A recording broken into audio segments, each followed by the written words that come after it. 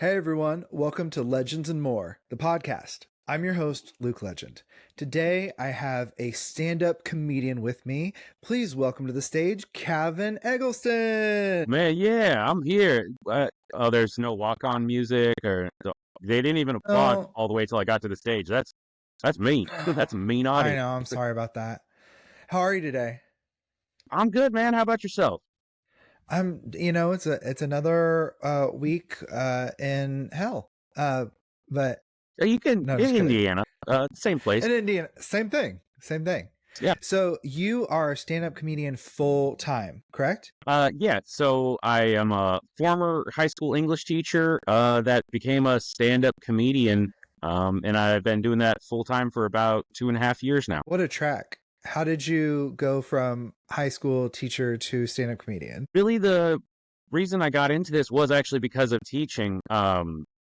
Around 2016, 2017, my high school was moving to a bigger building, and they wanted more classes for students to take, more elective options. And all of my coworkers and colleagues were like proposing like advanced poetry and college Shakespeare and just like a bunch of like really Gay stuff? not fun. Yeah, it's just like not every kid loves this. Some people hate school. I don't know if you guys know that historically, not a fun thing. So I was like, what Yeah. if you did a class that was enjoyable? And so I kind of was like in protest and trying to be a bit of a jerk. I like wrote a mock proposal for a comedy class, and I was like, they'll never, if they read it, I was like, they would never approve this because it's like, how are you going to fund this class? And I was like, I'm going to sell organs.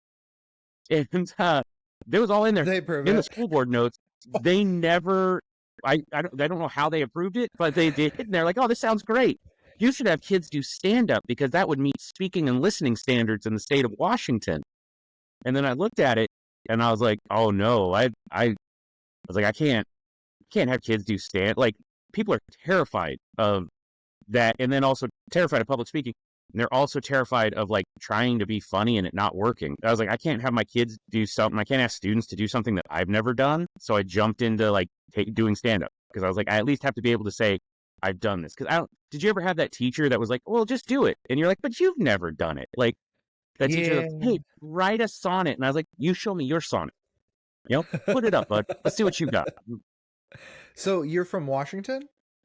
Yeah. I born and raised in Washington State. Lived there all my life. Went to college there, and then about 2020, my wife and I were looking for a change, and we were like, "Hey, where can we move to go comedy full time?" And we kind of just did geography, math, and found that Indianapolis in particular, was like the place that got us the most amount of comedy clubs that are affordable, and it was affordable to live in and was near a major airport. So that's why we picked Indiana. Everyone's always like, oh, did you really love Indianapolis? I was like, never seen it. Never. Why? Why would you? I mean, it's a lovely city. I love Indy, Naptown. I appreciate you. Well, There's did other you one. see it before you like bought a place or moved here? Yes. So I'd come out. I'd come out twice before to drive around the area. Brought the wife out to like check out the area. We both really kind of liked some of the things about it. But like we bought our house, never setting foot in it. Really? We sold our house in Seattle, and then we're like, hey, why don't you find us a place out here? And the lady's like, well, hey, we should have had a warning sign because she was like, so what do you know about Beach Grove? And I was like, nothing. She's like, Oh well, good. no. Don't Google it. She's like, don't look it up. You should And I was like, have. well, You that's should have. yeah. She's like, the internet doesn't tell the truth. And I was like, And then I Googled it later, and I was like, It does. okay, well, it looks like we're a Target family now, not going near that Walmart. Yeah. Oh, so you found the shampoo aisle video. Yeah, Notorious. no, it's fun. I mean, granted, I grew up near Enumclaw, Washington, and if you guys Google that one, Walmart fight's not that bad. Okay. I'm gonna have to Google that. I've never heard of it. Yeah, you'll have fun. We're famous for two things: blueberry scones and a little light bestiality that caused them death. It's just a calm Sunday afternoon. Yeah, no, it's pretty cool when you have a little scandal that means your middle school mascot has to change. Is that where there was that whole video where that guy like did something with a horse and then he died from it? Yep. Yep, it Oh is. wow, you're from there. Yeah. Oh, I Yeah, love your around that area. heritage. Yeah.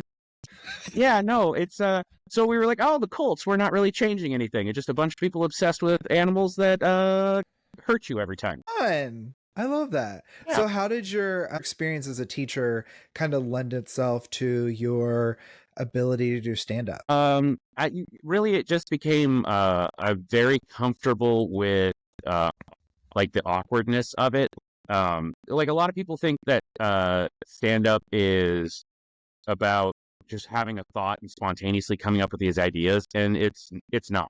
It just they forget that like a lot of stand up is actually developing an act, and when they see a comedian that is looks really spontaneous, it's because they've run it so many times that it just feels natural.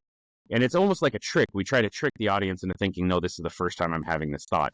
Even when you watch like a crowd work comedian that's asking the audience questions, it's the same crowd work that they've done 100 times. It's Yeah. just they're Yeah, absolutely. nobody's that no audience is that special that each one is 100% unique that you can't just use some of the same stuff. Yeah, I would say a good portion of stand up is acting. Like you have Really? to rehearse, you have to make it sound natural, like it's naturally coming out. So part of it is acting. Have you ever thought about doing acting or trying acting? I don't know where to look, and I get real awkward with my hands. That's why it's like the microphone is like my best friend because I know what to do with that. Um, and it's also like I realized one of the instant things that I love so much about stand up, and it's also the same with kind of teaching, is like you get direct feedback right away whether what you're doing is working or not. Oh yeah, And you that's can it's so usually nice. tell. Yeah, like I have pretty bad ADHD, so I'm like, oh, thank you for giving me instant dopamine. Or when it's not going well, I'm like, well, we're gonna self-soothe with hamburgers after tonight's show. But Love that. yeah, I love the fact that like if you're doing well, the audience is laughing, and then or it's like sometimes you've been in a room where you're like, are you guys having fun? Like, is somebody holding you Yeah. hostage? So then it's like to Yeah. adjust. I always hate the one where you feel like you're holding them hostage, and then afterwards you're like, hey, that was really great. I was like, your face didn't say that. That's every room I'm in. Yeah. No, if you don't hate yourself a little bit, you're not really doing comedy well, I don't think. Oh, I would heavily agree with that. I think there has to be a little bit of I'm really hard on myself. There's so many times Mhm. that I do a stand-up set and I literally will cry afterwards. And people will be walking up to me, "You were my favorite. That was so funny." And I'm like, I should go home and kill myself because Yeah. I'm like, that's so horrible. Yeah, there's it.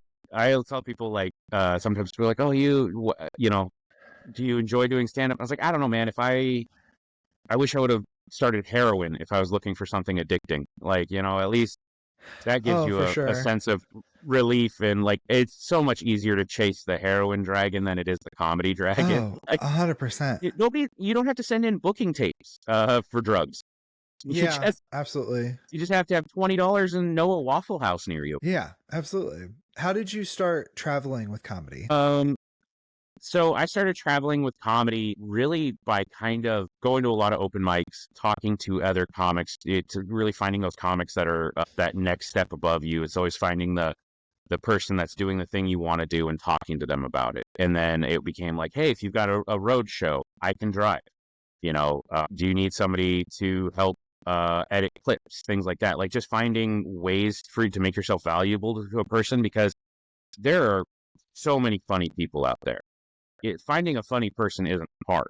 It's like finding a funny person that you can stand being in a car with for 6 hours. That's not going to just talk to you about like what Netflix special you recently watched. That's the thing that's hard to do in comedy. So just being like a person that is reasonably sociable. So that was kind of how I got started traveling. I started applying to festivals, getting that we talk about in comedy, like getting a good tape, getting a decent tape, applying to festivals. Then you start building up your network of people. So then you're all of a sudden like, oh, I know I'm going to be in, you know, Salem, Oregon. Here's 5 people I know that live in Salem, Oregon. Can I hit them up to talk about getting on a show or doing that? Just sitting and hanging out at a club, not only to watch what professional comedians are doing, um, you just get to experience it. And then sometimes you just get surprised because you're like, they need, the host didn't show up or they need a guest spot because the headliner doesn't want to do 60. He only wants to do 45. And then just you're in the place to get put up on stage. And the more times you're seen, the more opportunities you get. It's just kind of this idea that work generates work. So somebody who comes to a show that you're in or where you're performing at, what kind of comedy can they expect to hear from you? It really depends. So I do everything from like squeaky clean to pretty blue and dirty stuff. So it just depends kind of where I'm at. Generally, you'll hear stuff about teaching, stuff about married life, and then stuff about my sexual identity, because it's interesting to always be a pansexual person that is married to a woman, because then everyone's like, well, that's just straight. And you're like, well, put some asterisks on that, my guy. Stuff like that, being newly poly, things like that. What I try to do is I talk about pretty serious topics, pretty dark topics, but I try to do that and not be edgy. Because I don't necessarily love just being edgy. I think too much of life is goofy and weird for us to always just try to take the darkest, like meanest angle to things. So I always try to kind of put a fun little twist on it, or a fun little thing where I really like comedy. My comedy likes to take shots at authority. And like sometimes you got to recognize you're the authority figure in a situation. So if I'm doing a joke about being a teacher, a lot of my jokes as a teacher are about how I'm an idiot. Like you shouldn't listen to me. Absolutely. But do you think that your sexuality, or the things that you discuss on stage around your sexuality and your relationship, have those impacted your, not just your comedy, but the way that people receive you? Oh, definitely. There's a weird thing. So I I am very usually selective in what room I'll do certain jokes in. A comedy club is going to be always a little bit more open environment than a bar show, or more open than like like I'm not going to go to a corporate show where it's like they're doing a holiday party and I'm like, hey, let's talk about how sexy I think Henry Cavill is. Probably not the place to do that. They're just trying to have I fun mean, and everyone like, thinks that, though. That's pretty universal. yeah, no, it's not. It is. It's the least controversial opinion I've ever had. Is really what it is. I mean, I agree.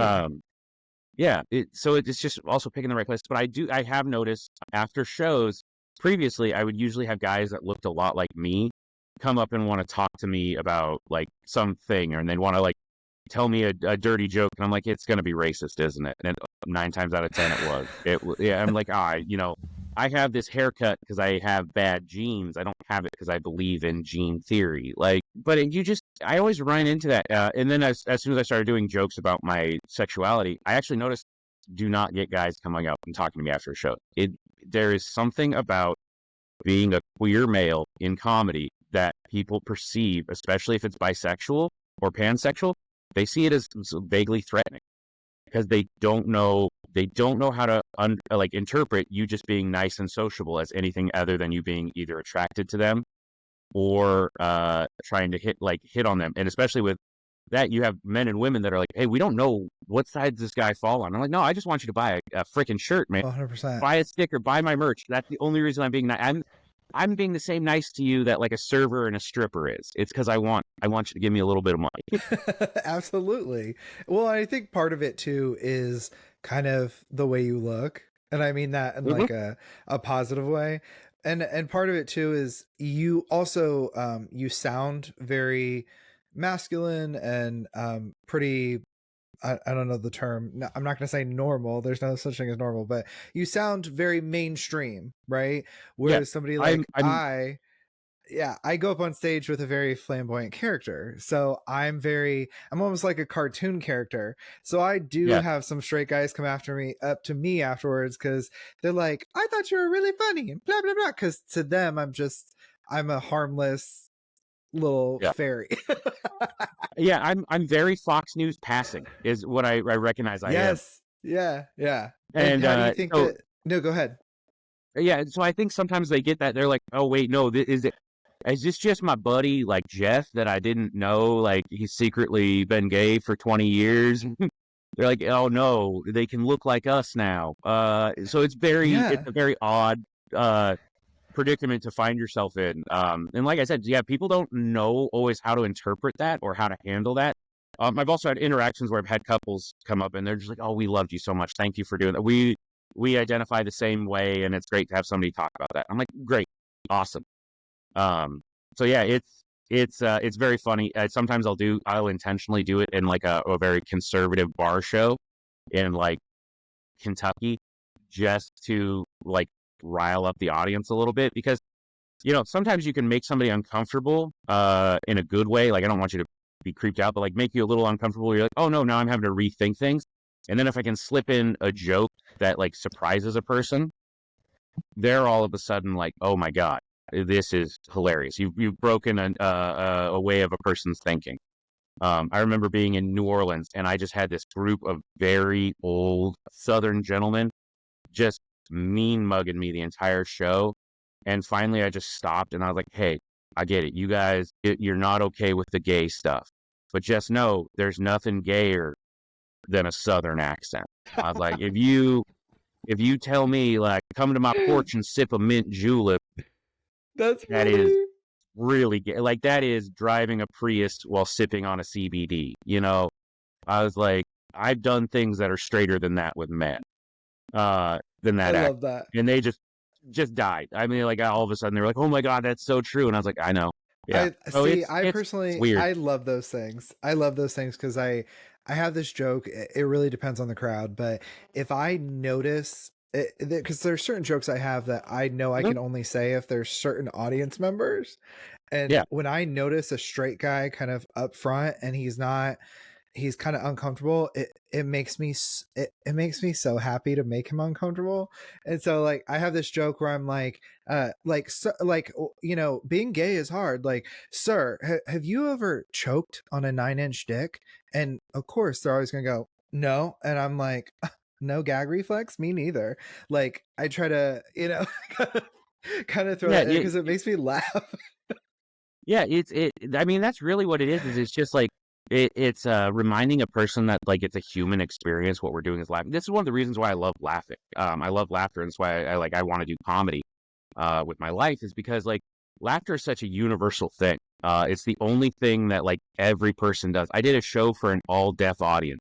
Some of those people deaf their entire lives, and they still laugh. They've never heard it. They don't know what their own laugh sounds like, and also an all deaf audience laughing, hilarious, because it's all different times. It's all different It times, and is. it's just It is. nobody knows what it's supposed to sound like, and they have no idea they're doing it. And you're like, oh my God, this is amazing. But it is so fantastic because we had like sign language interpreter too. So like you tell a joke, and then like 5 seconds later, they'd laugh at your punchline. And you're like, I'm already in the nether setup. Come on. But Well, it makes me it, laugh to think about all of the interpreters that do comedy shows that have to sign certain things. And I remember I did oh, a huge headlining set one year. It was like an hour and 15-minute long set. I had a sold out crowd, and I knew that two of the people coming were deaf. So I hired a interpreter to come for the show. And there were multiple times where I stopped to be like, look very closely, where I was about to describe something very graphic in a gay adult romantic situation, and mhm. it was just so funny. I love using it as part of the set. Yeah, I think it's really great because it brings in an audience that wouldn't normally get to see comedy, or they wouldn't think stand-up comedy's for them. But you also are like, you have to acknowledge the absurdity of this situation. Like sometimes I do comedy in weird spots. I've done comedy at swingers clubs, done comedy in bondage rooms, at like hotel takeovers and stuff and it's so weird to just, you're like, we have to stop and acknowledge like, hey, that person's wearing a dog mask. Like I'm not Yeah, I'm not yucking a yum, but like I'm trying to tell you jokes to get you guys to yeah, laugh. That person is dressed like a dog with a collar on their neck. I That's weird. But I'm like, dude, but that person wants to laugh. They're here to enjoy themselves. And I think that's yeah, so kind of cool. Like even if I don't agree with somebody personally, I'm like, the fact that we all laugh yeah, is so universally human. And I think that's really important. So even when I sometimes I'm like one of those people that, like, I don't love when comics are try to be like, oh, I'm political, or I'm apolitical, or everything's too woke, or everything's cancel culture. I just try to play that game where I'm like, our job is to make people laugh, and if you can make people laugh, like that is enough in and of itself. That's yeah. the thing. It really makes people come together. and we should be working towards that. Well, I like that you brought up performing at the Swingers Club, because I performed there once with you at a Swingers Club, Mm-hmm. and what I really took away is that I performed. I mean, I performed probably at least over 100 shows by now, and out of all the shows that I performed, that was, even though the crowd was like maybe 40 people tops, maybe that was Mm-hmm. like the Oh no, hardest that people have. there. I mean, people, that was like the hardest people have ever laughed at my jokes. Like, people Yeah. were really into it and laughing and having a good time. And I was trying to reflect on, like, I've told these same jokes before. Why is it, and it made me really think about how they're there already to have fun, right? They're Uh-huh. there. And I think that's part of the transaction with stand up is, I think that some people go to a stand up show going, entertain me, but You know? the way that they need to go into a show is, let's all have fun. As Yeah. long as everyone's on the same contract of let's all have fun, then it's Yeah. usually a great time. It is so weird to me sometimes when you'll do a show and these people are like, well, they'll find you and they know you're one of the comics. They're like, oh, well, are you funny? And I was like, I don't know. Are you a good audience member? I don't what's this question we're doing here, bud? Who's going to be, Yes. if I'm not funny, am I going to be honest with you? Because I'm like, I'm getting paid in chicken wings. How funny do you think free chicken wings are worth tonight, man? Right. Well, I have to But say, one of my biggest pet peeves is when I'm talking to somebody and somebody says, "Oh, he does stand up comedy," and they point to me. The thing that I hate the most in the world is when people go, "Oh, that's so cool. Tell me a joke." yeah, It's I, it's not how this works. It's not how this works. I, I just want to go and I just like, I want to be like, what do you do? And then you like tell me, and I'm like, okay, well, like I have a leaky sink. Get on it, bud. Like, it's such a weird thing. I think it's because everyone thinks they're the funny one. Like, everyone's like, oh, I'm the funny friend. And I'm like, but what I do is very different. It's not that you're not funny. You're probably like me. I'm not the funniest person in my friend group. Oh, I'm not. No, I'm not. I'm Yeah. the second funniest. I know that for Yeah. sure. But but it's like, I know I have to get up and like, it's a different set of experiences. Like, I have to tell a story or tell a bit in a way that brings in people that have no idea who I am or no idea why they should laugh at this into a story and get them on board and get them laughing. That's a very different skill set than just being the funny person that can riff and goof with their friends. Like, so I'm like, you're asking me to just drop a joke on you. It's so uncomfortable. I got pulled over once and I It's so told the cop weird. I was on a way to a comedy show. And he's like, tell me a joke. And I was like, oh, you're not gonna want to do this. Like, just write the ticket. Let's speed this up. He's like, no, if you can make me laugh, I'll just give you a warning. And I was like, you know what? Just put it on the paper, man. Like, I'll lose Oh $100 my and god. not have to do this right now. So it's a fun. The other one I like is when somebody finds out you're a comic and then they tell you a very uncomfortable personal story and they're like, put that in your act. I was just literally about to say, my second least favorite thing that happens is when somebody is like, "Oh man, here's this joke. You should talk about this on stage." Not once in my entire career, I've been doing stand up for 8 years. Not once has anything that anyone has ever told me been funny enough for me to put in my act, ever. No, I always get a person that's like, we'll talk about like, this is my divorce story. And I'm like, but I'm not divorced and I'm not you and I'm not married to your ex-husband. What is happening? Like, why do you think this Yeah, would be a story to tell? it's Or they tell you something incredibly offensive or racist or homophobic. And you're like, yes. okay, I don't think I can use those words. I literally had somebody one time be like, "Oh, I heard this really funny joke." And it was one of those very simple, "Why did the chicken cross the road?" kind of jokes. And not funny at all. And they were No, like, and after they were done, I was like, I try to be nice. I try to be like, that's funny. And afterwards they were like, yeah, you should say that on stage. And I was like, maybe.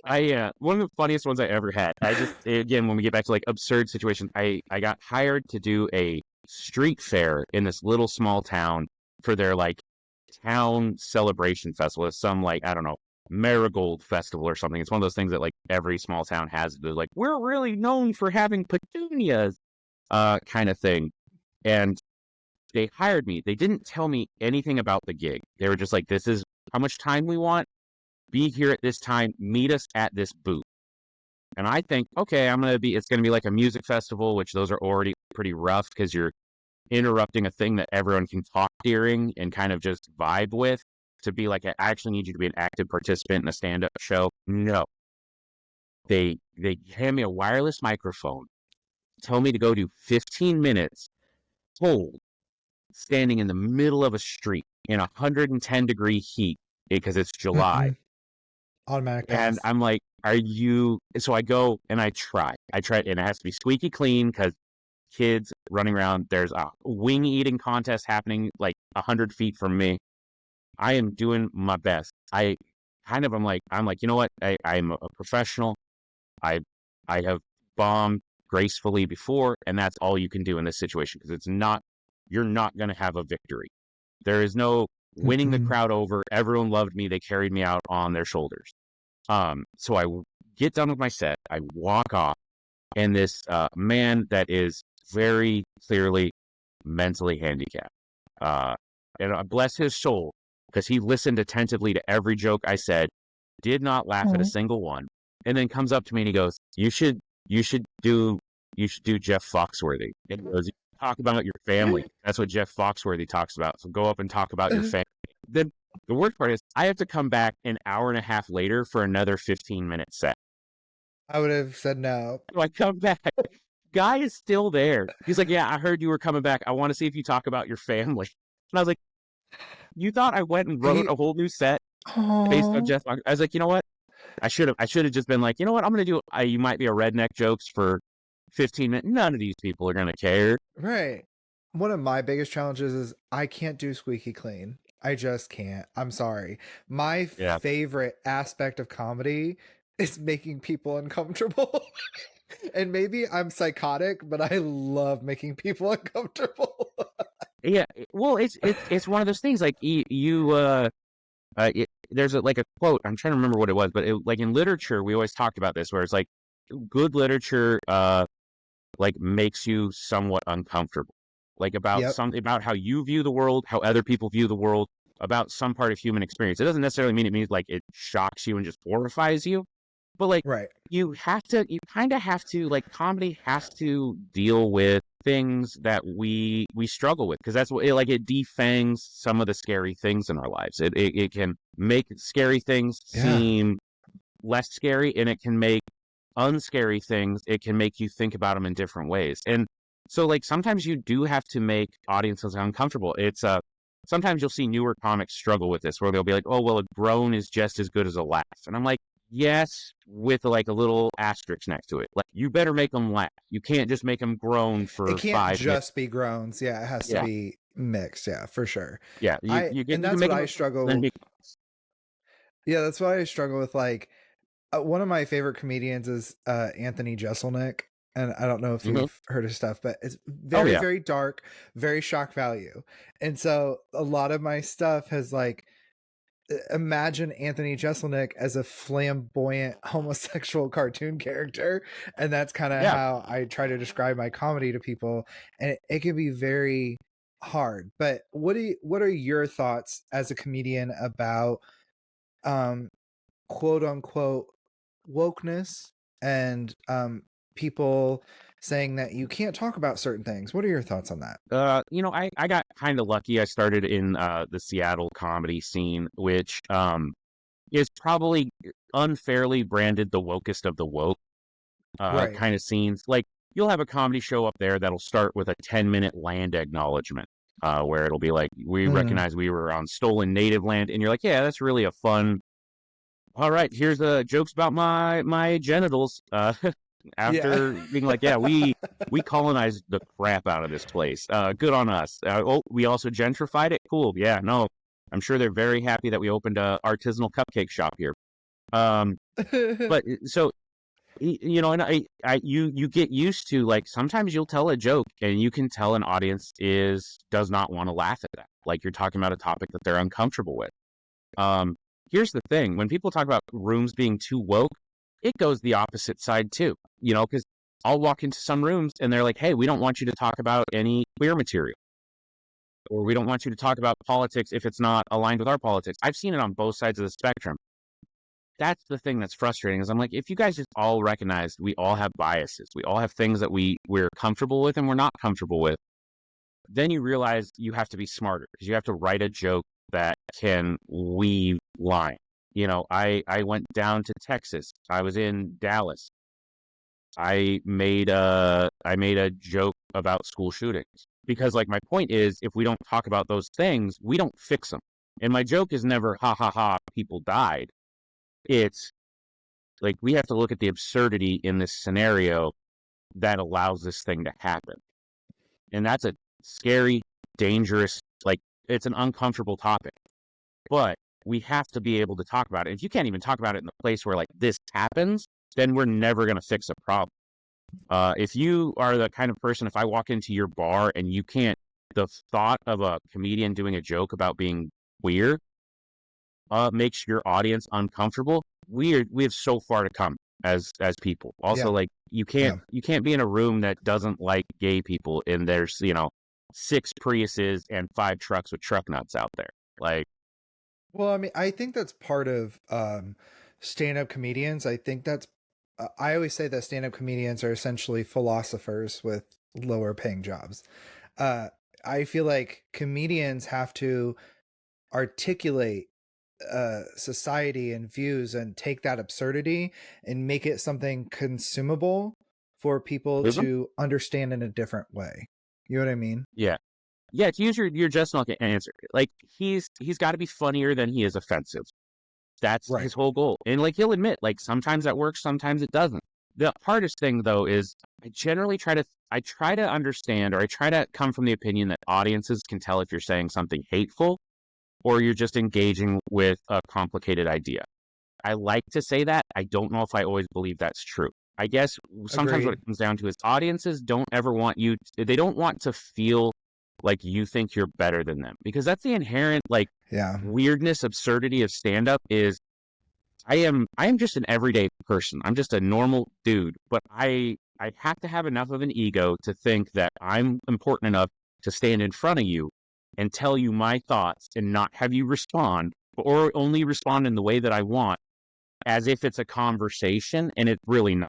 So if I come to your place and then am talking down to you the whole time as if you're stupid or as if the things you value don't matter, I'm already just putting a barrier between you and the audience. Now it becomes, this is just a smug dude that wants to tell us how great he is, how smart he is, and we're all idiots. Why are we going to laugh at that? Like nobody wants to be made. People want to laugh and they want to be in on the joke. They don't want to be the joke. Yeah, I agree to some extent. I just feel like it's a delicate line, and I feel like that's why You know? comedy is so difficult for some people because they think it's about telling jokes, right? They don't think that it's Mm-hmm. about being really tactful. And but we do as comedians have to kind of create this we have to create a world for people to comprehend certain things. I remember I Mm-hmm. had a show recently and I had this joke about how I was thinking about being a gay man and thinking about straight men and stuff. And I said, on Saturday night, I went to a drag show. And at a lot of drag shows, there's trans women, some of the most beautiful women you've ever seen in your lives. They got a full set of double Ds. They've had a full transition. They are stunning and gorgeous. And they come out in nothing but a freaking floss as an outfit, and they are naked and gyrating in your face, and you're putting dollar bills in their boobies. And I'm looking around this gay club, and it's me and a bunch of gay dudes all cheering and clapping over this girl and her titties. We're putting dollars in her things. And then the next day, I went to a football game at Lucas Oil Stadium, and I was sitting there, and all of these hot dudes, they're like 6'5", come running out in the tightest spandex, and they're all doing these stretches, and all these straight dudes around me are like whoo whoo whoo whoo whoo, and I'm like, this seems very flipped. Like, Yeah. this is, why are gay men at the drag show and straight men are at the football? You would be, the gay men should be at the football game, the straight men should be at the drag show. And somebody came up to me, a guy came up to me after the show. He goes, "Hey, I just want you to know, there's nothing gay about football." Oh, buddy, Yeah. there's a lot of gay things about Yeah. football. Yeah. No. that I always just like pointed out to him, like, like when a guy's like, oh, I do fantasy football. I'm like, okay, a wide receiver for a city you don't know or live in, their height, their weight, their It's injury weird. status, and what college they went to. I have never known 2 of those 4 facts about any dude I've ever made out with. Like, I just No. don't. And I'm like, it's pretty gay. Like, you're just doing emotional Yeah. gayness right there. Like, Yeah, you're obsessing over a guy. Like, how is that? yeah. And that's also like, you want to just look at him and be like, hey man, can't you just laugh at that? Like, how insecure. That's always what I love about it, is like, because what we're doing is challenging perception. We're challenging how people either view themselves or how they view the world. And we're just saying, hey, come along and look at it from my perspective for this little bit of time. And you just got to laugh sometimes when you have somebody objectively rejecting any sort of look inward. Yeah. I just remember yeah. there's a fantastic comedian named Steve Gillespie out of Colorado. He was one of the first weekends I worked a comedy club. He was featuring, and then the Sunday he was headlining. My parents came to see me do my very first stand-up set, like in a club. They were so excited. I was hosting it. It was my first paid weekend at a comedy club. They go to this show. I'm hosting, and Steve Gillespie ends on a joke about how he thinks everyone's a little bit gay. And he's like, it's just a certain percentage thing, like. And he gets to a point where the punchline of the joke is like that a person is 17% gay. And the person that he picks in the audience to like make that about, my dad. My dad is wearing a Stetson cowboy hat, snakeskin cowboy boots, like a bolo necktie. And I'm like, dude, you put so much of like value in how you look. There are gay men that don't care that much, but he's doing it. He walks my dad with that joke where he's like, sir, you're at least 17% gay, like at least 17 and a quarter. And my dad just gets so mad and just gets up and just walks out. And he walked my dad on my opening comedy weekend. And I was like, some people would be like, oh, I can't believe you did that. I can't believe you like made my parents so mad that they left. And I'm like, no, man, that's on you for what a guy says on stage to offend you so much that you just can't for a second be like, no, that's not true. I'm fine with it and I can laugh about it. It's a wild one. It's like sometimes people will be like, I can't do roasts because I don't want people to make fun of me. I'm like, it's not about getting made fun of. It's about making a funny show and talking in a way that's enjoyable for an audience. Like, I love roast because it's about making you laugh at something about yourself that is okay. See, I have no problem with laughing at myself. Like I'm an easy target for roast because I'm gay, I'm flamboyant. So obviously I'm a super easy, the gay jokes, the fat jokes, they come super, super easy to people. I laugh at all this stuff because I think it's funny. But Yeah. me trying to come up with things about other people that don't have inherently, anything that's, because I mean, let's be honest, flamboyancy is funny. It's fun. It's entertaining. Yeah. That's easy target to. But if I'm just staring at a person and I know nothing about them, and the only thing I see is, oh, they're a man. Oh, they wear glasses. Oh, they're black. I don't know how to turn any of that into something that's an insult that's funny, that's not racist or sexist or anything like that, Well, but sometimes you can get away, like, I will say, to go back to kind of the woke thing, like it's different contexts where that becomes okay. Like, if we're in a comedy club setting and we're doing a roast show, it's okay. Like, sometimes I don't want to be like, go out there and be racist, but it's like sometimes, like, you're pointing out things that people observe, and then you're kind of you're like trying to find the line of what a person can see or what they can perceive or what you can inform them about a person, to then turn around and make fun of that.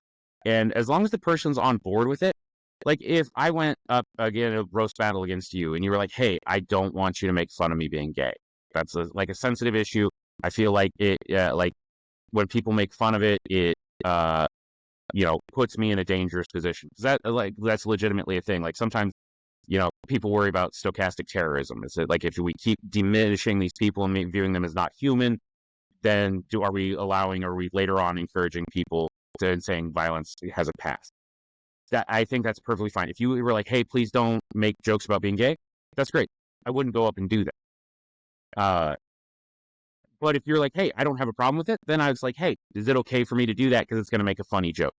It's going to make entertaining show. So, I think sometimes that's it's a thing you have to be aware of. Like if you're doing a show and you're roasting a black comic and you just don't mention anything about skin color or race, I mean, you're working harder than you need to in a roast, but also the audience is going to be like, but we see he's a black guy. Why isn't that getting addressed, or why isn't that getting recognized? I always think it's funny when you'll get a comic that's like, I roasted a comic that was 500 pounds and he's like, hey, no fat jokes. And I had to like write him, and I was like, are you serious? Like you don't, and he's like, yeah, I'm pretty sensitive about it. I was like, man, you're 500 pounds. You sensitive is 230 and up. All right. Like Yeah. you've accepted, like, when you're talking, you eat Yeah. Oreos by the sleeves. We're not talking about sensitivity anymore. Like that's just a thing we've seen. Yeah. And to not address that in a roast, what the hell? Like, Well, I think that's part of having being a comic. You have to be able to laugh at yourself. I mean, 80% of my jokes are just me crapping on myself. yeah, And that's just, I mean, that's just part of kind of what you have to do. But I mean, I think it sucks, hearing about your dad like that. That does suck, that happened. I have been very blessed and very fortunate, and my parents are extremely supportive. And my dad is a huge comedy fan, and he will be there right in the front row, me making some joke about taking 10 dicks at a time, and he will just be right there laughing his ass off. And yeah, I just have like one of the best dads ever. And I think part of it is, he taught me it's okay to laugh at yourself and just be silly and stupid. yeah. And like that's the thing. It's like everything we do as people is so dumb. I mean, Oh yeah. look. I mean, Oh a yeah. night at a comedy club is dumb. Is you're going to go watch a person tell you jokes while you just sit there, and then once you recognize that, then like, why aren't you laughing at everything? Like everything is so absurd. We are in a rock hurtling through space, and Hmm. that's a weird situation. We are essentially Horton Hears a Hooing our way through the world, Yes. and we got to Yeah. just be cool with that. And that, so then like we got to figure out the things that kind of bind us together in that. And that's, like I said, that's why I like laughter. Like if you get a room that laughs, oh my God, Oh, it's I'm wonderful. sorry if my wife listens to this. I'm sorry. There's no better feeling. I love you, sweetie. I'm sure being in love with you is the second greatest feeling, but like crushing in front of a full house is amazing. People ask me, they're like, don't you hate when there's a bunch of people there? And I'm like, no. I was like, I would rather perform to a crowd of 1,000 people than to a room of 10 people. I'm sorry. When it's 10 people, you have to focus on individual people. And if only two people are laughing, it's not a great feeling. But laughter is infectious. So the more, the better. And laughter just catches on. I love giant crowds.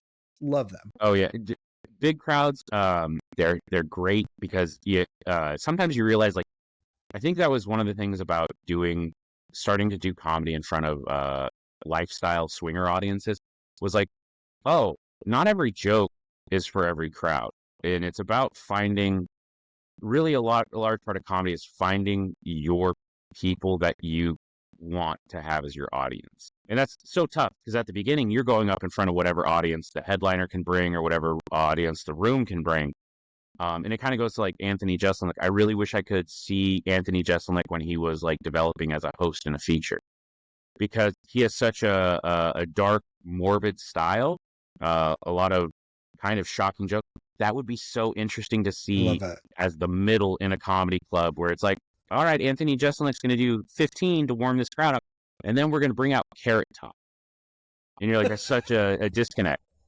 And it's also like sometimes you get paired with an audience that is not a good fit for you. I was doing a show for a Yeah. comedian that they do a podcast about The Bachelorette.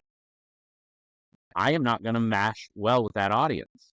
Like I'll have to No. work. I have to work differently to try to connect because Yeah. at the time I was 450 pounds, just this bald, chubby. a guy that is not bachelorette obsessed woman's like du jour. There's not, I'm not. They're not going to be like, oh my gosh, the guy that looks exactly like the guy that was weird to us at a truck stop one time. We want to laugh at his thoughts. So it became like I had to do that. I've worked with comics that I'm like, oh, you're a jeans model, and then you got into stand-up comedy. Super cool. I'm working for a TikTok person that you're 22 and you're headlining a comedy club. Yeah, they do not want to hear from a guy because they're all 18, 19, 20. They don't want to hear from a guy that looks like the teacher that failed them, you know? How do you navigate that? I've noticed part of my issues that I've been having recently is now that I'm becoming older, the references in my jokes are becoming dated and people are Mhm. not. Do you struggle with that as well? Of like having like fresh references for younger audiences? I mean, I try to stay on top of stuff, like because I'm a horror movie fan. I'm a nerd. I like pop culture stuff. So chances are I probably like some of the same stuff, and I've seen it or I catch it. It really, when I was a teacher, it was so much easier because I'm like, oh, okay, I know what 18 to 16 to 20 like, roughly speaking. So I was a little bit more with it on that front, but think I've seen comics that are in their 80s murder in Gen Z rooms, in Oh my younger God. There's this guy like on college TikTok clubs. and he's one of my favorite comedians right now. And he's like legit, like in his 80s or 90s. And he is so Yeah, funny. Love him. yeah. You learn tricks. You learn. Mm. I think the biggest thing I ever saw working with a younger crowd is they don't want to feel talked down to, because when you're young, you're making you're making some of your first sets of decisions on your own entertainment, on what you like and what your own style is. The last thing you want is somebody to come in and tell you you're wrong, and then like Yeah. that you're stupid. I see sometimes comics my like a little bit older than me, that Gen X and Boomer kind of age comics really want to like on Gen Z or millennial age folks. And I'm like, first off, you guys don't realize you're millennials. Like, we're 40. They're like, we're starting to get into Right. the 40s, in our late Yeah. 30s. And so it's like, shut up. We're not the young kids that you think we are. But also, it's like, man, why? Why are you just intentionally alienating these folks to make them feel like they're wrong? Like, if you're pointing out a difference and how it's silly or how you guys are the same, that's one thing. But to just, I watched a comic last night that she went up and she's like, I don't know what generation my neighbor was, but I think she was generation stupid. And then told a joke that had nothing to do with that. Like, it was just like then a weird question about Huh. butts.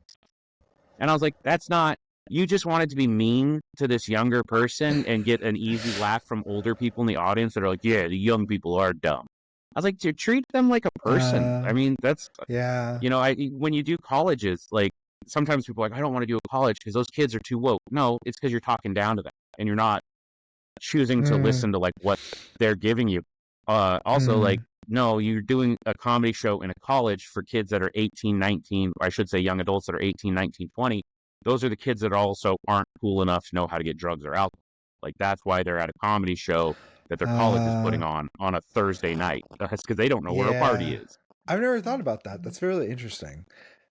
But Yeah. I do love that you like pop culture and horror films. We need to have a whole episode where we just talk about horror films because I'm a huge horror film and pop Yeah. culture fanatic. So I I love I that. love I love the direction horror films have been going on in. I've seen so many really good ones in the last couple weeks that I'm just, I tried to do a 31 for 31 for Halloween. Did not. Yeah. Do not Yeah, no, I recommend don't have that the much time. mainlining comedy, but no, you don't. Then you end up being like, oh, I'll just watch 3 this weekend, and you're like, that was a mistake. You don't need to binge all 3 Yeah. Terrifiers back to back. What did you think of the newest one? My general consensus with the newest one is it's the best movie of the 3, as far as like how a movie gets made. Hmm. It was Oh, okay. probably my I saw, yeah, I saw from a technical standpoint that it was made very well, especially with the special Mhm. effects and stuff. I just felt that the story was a little more stronger on the second one. You know what I mean? See. I would say like this one narratively flows better as a movie. It doesn't have things that just kind of come out of nowhere. But I also think it's a little bit less interesting than like to me, I really like the first one. And you look at the first one, and you're like, oh, it's not actually. There's like a page of plot. I think like if you can do it in a paragraph. And I was like, but it has for what you're seeing, probably to me was the most interesting one visually to watch. But they are getting better. I view them the same way I view John Wick, because like I have a lot of people that'll sometimes like, I can't believe you watch a movie that's just essentially gore porn. And I'm like, it's the same reason I watch John Wick. I want to see an expert in their thing do it without having anyone tell them how to do it. And that's what John Wick is. It's just action, like stunt guys just being like, hey, what if we didn't have a director say, no, you can't do that? And that's the way I view Terrifiers. Like, what if we just, every time they say we have to cut away from the chainsaw, what if we don't? Yes, the chainsaw shower scene was pretty great. Probably one of the best scenes I've seen in a movie in a while. Did you do what I did? So each Terrifier movie, sorry folks that wanted an in-depth comedy podcast, then you just watch me nerd out about horror movies for the last little bit. Each Terrifier movie has like a scene where you're supposed to be like, oh my God, I can't believe that scene happened. Like the first one is the lady getting sawed. Yeah. You know what? Stop this podcast. Go watch it. Come back, audience.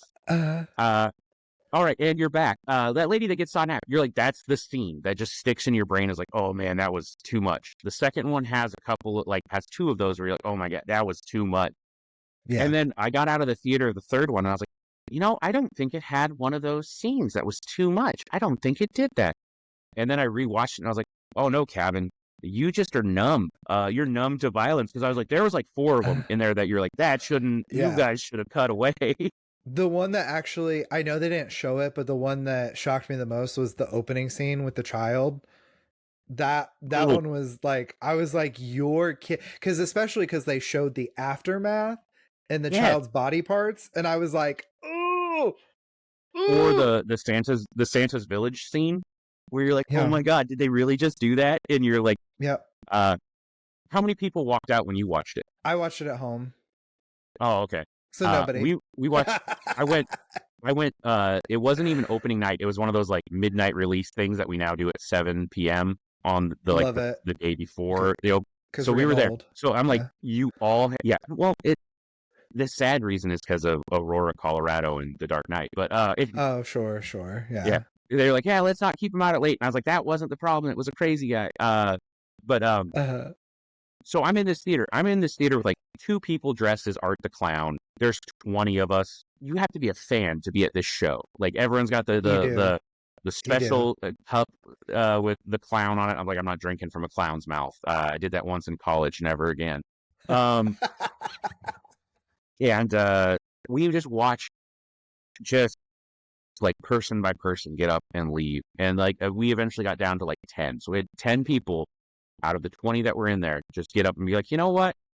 You guys keep your money. We're fine here. I almost feel like watching that movie and you can just snack scavenge, because if they have like their food into like minute 10, you're like, they're not going to finish those nachos. Those can be my nachos now. Yeah. So my husband and I watched it, and I made dinner, and I spent like an hour and a half on dinner, making dinner. And I like to watch movies when we're eating. So we sat down to start eating. And that first scene in Terrifier 3 was like so graphic that he had taken like 5 bites, and he goes, I love you. And I'm glad that you made dinner for us, but I'm not hungry anymore. I'm so sorry. He couldn't do it. And I was like, I'm personally just a huge horror fan. And he also does not like gore. I love gore. I think it's so funny. People that freak out about like gore in movies, I'm like, it's literally fake. And we know it's fake. You're not watching something real. It's like campy and silly. And I find it funny. Well, and especially like in that, there's little subtle things that they do to remind you that it's very fake. Like, right. Some stuff happens too fast, or like, like that shouldn't be this quick. Things like that you're like, you have to suspend your disbelief. So one of the reasons why I love horror, and this is you want to watch me make an amazing bookend here. One of the reasons why I love horror is the same reason I love comedy. because horror is a reaction, is a conversation. Because horror very much finds things that make us uncomfortable or things that we're anxious about. You know, uh, Night of the Living Dead is this like commentary on conformism and and some people use it as allegory for communism. Some people use it as allegory for republicanism. All these things, like we view these things as conversations pieces. What we're afraid of is what gets translated into the screen. It just amplified and magnified. Well, that's what comedy really is. Is like comedy is always a conversation. Like you can't separate comedy from the time and place that it comes from. This is like one of the reasons why it's really hard to go back and listen to comedy from 20, 30, 40 years ago and have it still resonate in the same way. It's why like you can't put on like Richard Pryor is a phenomenal, amazing comic. Some amazing writing. I don't think you can take anything away from that. I'm still saying he's one of the GOAT. But listening to a Richard Pryor or like a George Carlin album is such a conversation on that point in time in America that, divorced from that context, the jokes don't hit the same way. You're not like all of a sudden you hear Richard Pryor using the N-word and you're like, well, yeah, that's where we were. No, Richard Pryor's using the N-word because at that time it wasn't that common. It wasn't. It was very much bringing a cultural thing into our conversation, and a lot for him was reclaiming that word. So he's going to do that. And so like that gets dismissed in the bit because we don't understand it as much anymore. It's so that's why I think like comedy is such an interesting thing, is the same way as horror movies. Like older horror movies don't hit the same way because you're like, yeah, because we've moved past that part of the conversation. So it's like jumping backwards and being like, oh yeah, we've already talked about this. So that's what I think. That's like when you have comics that break what we understand comedy is, it gets really cool and we all get really excited about it. Louis C.K. was like that guy that just dives into like, I'm a terrible person with terrible thoughts. I'm just like you in that regard. And then, stuff happened. Google it, audience. But like, he's one of the guys that starts doing that. And then now all of a sudden the conversation shifted. Now, if all of a sudden you got a guy that's just doing like, what's the deal with airline foods? We're like, we don't care about that. We want to know about you and your thoughts. And then, you see the shifts out of that. Yeah. No, it's very interesting. Yeah, we definitely need to have a whole episode where we're just talking about horror films, because I could talk all day about horror films. But Cavin, where can people find you on social media? You can find me on my website, cavinegleston.com. That'll have links to all my shows and my show tickets. You can all find me on all the social medias at Cavin, that's CAVIN _EGG. That's TikTok, Instagram, X. Yeah. It's always going to be Twitter to me. I don't know. I can't call it X. Do you have bad. better content on X more than comedy? No. Wow. Okay, that felt weird. All my content is amazing. No. Yeah, I don't post on X very often. I was as a teacher, we had to keep our social medias pretty locked down, and so like I feel I missed that bandwagon where it was relevant. And then like shorts on TikTok. I also do podcasts. I do Monster, which is a Dungeons and Dragons show. And you can find that at Monster Pod. Awesome. Well, thank you so much for spending some time with us today. For all of our audience and listeners at home, please remember to like and subscribe, and always remember that anyone can be an icon, but it takes somebody with heart to be a legend. Until next time, we'll see you later.